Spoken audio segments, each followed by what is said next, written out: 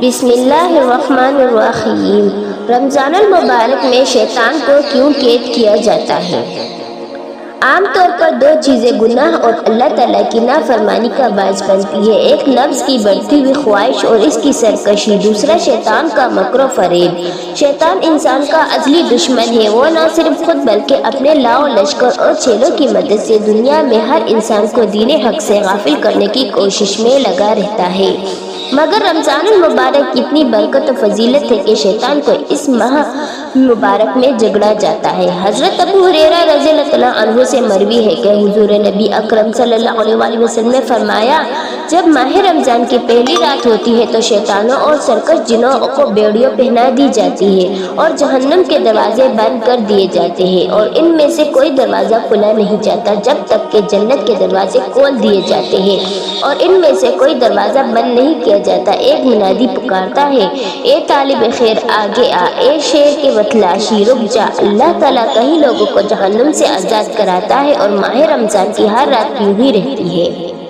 رمضان المبارک میں شیطان کا جگڑنا اس عمل سے ہے کہ شیطان لوگوں کو بہکانے سے باز رہتا ہے اور اہل ایمان ان کے وسوسے سے قبول نہیں کرتے۔ ان کی وجہ یہ ہے کہ روزے کے بعد حیوانی قوت جو غضب اور شہوت کی جڑ ہے مغلوب ہو جاتی ہے۔ غضب اور شہوت ہی بڑے بڑے گناہوں کا باعث ہوتے ہیں۔ اس کے برعکس قوت عقیلہ جو طاقت اور نیکیوں کا باعث ہے روزے کی وجہ سے قوی ہوتی ہے، جیسے کہ مشاہدے میں ہے کہ رمضان میں عام دنوں کی نسبت عبادت زیادہ ہوتی ہے۔ شیطانوں کو جگڑنے کی جانب کی علامت یہ بھی ہے کہ گناہوں میں منہمک ہونے والے اکثر لوگ رمضان میں باز آ جاتے ہیں اور توبہ کر کے اللہ کی طرف رجوع کرتے ہیں۔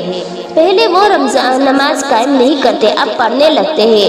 اس طرح وہ قرآن مجید کی تلاوت اور ذکر کی محفل میں شریک ہونے لگتے ہیں، حالانکہ وہ پہلے ایسے نہیں کیا کرتے تھے۔ پہلے جن گناہوں میں اعلی اعلان مشغول رہتے تھے اب ان سے باز آ جاتے ہیں، اور بعض لوگ جن کا عمل اس کے خلاف نظر آتا ہے اس کی وجہ ہے کہ شیطانی وسوسوں ان کے شریر نفوس کے جڑوں میں سریت کر چکے ہوتے ہیں، کیونکہ آدمی کا نفس ہی اس کا سب سے بڑا دشمن ہے۔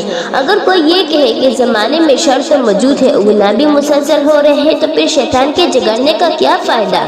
اس کا جواب ہے کہ رمضان المبارک سے شیطان سرکشی اور طغیانی کی شوکت ٹوٹتی ہے اور اس کے ہتھیار کندے ہو جاتے ہیں اور اس کی بڑھتی ہوئی آگ کچھ مدت کے لیے ٹھنڈی ہو جاتی ہے۔ اگر ایسا نہ ہوتا تو خدا بھی جانتا ہے کہ وہ کیا گل کھلاتا۔